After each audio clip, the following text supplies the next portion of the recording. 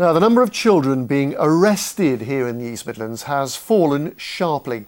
A leading campaign group says it's because the police have stopped criminalising challenging teenagers. Well, our social affairs correspondent Jeremy Ball can tell us more. So what sort of behaviour are they treating differently, Jeremy? Well, Geeta, a lot of this is relatively low-level stuff like kids taking sweets from a shop or painting graffiti or perhaps causing damage by kicking a football about. Now, in the past, they often used to get arrested for that sort of thing, but the prison reform group, the Howard League's been pushing hard to change that, and today they've published figures that show how much difference this is making.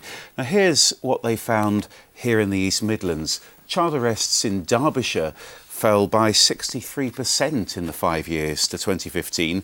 The figure reduced by 67% in Leicestershire in that same 5-year period. And Nottinghamshire Police saw a 68% reduction in child arrests. It's a number that's continuing to fall.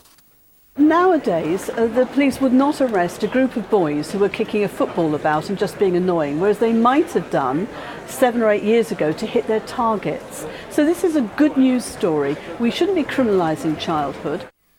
So if they're not arresting these children, you know, what's happening to them now? Well, the police might get parents or schools involved, or perhaps a youth group that mentors teenagers. And the idea really is to deter them from getting into more serious trouble rather than simply punishing them. I've spoken to a couple of our police forces today who say they're using things like restorative justice.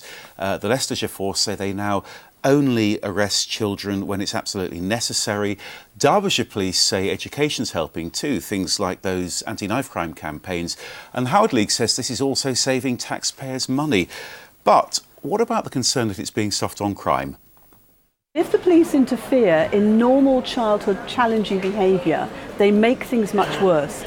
Children then get entrenched and they get caught up in the criminal justice system, and they're more likely to go on and commit serious crimes. So what we want is the police not to get involved in our challenging teenagers. Parents should be dealing with that. Francis Crook told me this is also helping victims as well, because it's freeing up the police to deal with more serious crime. And across the country, those figures show there's also been a substantial drop in the number of children locked up in custody centres too. Seems to be making an impact. Thank you very much, Jeremy.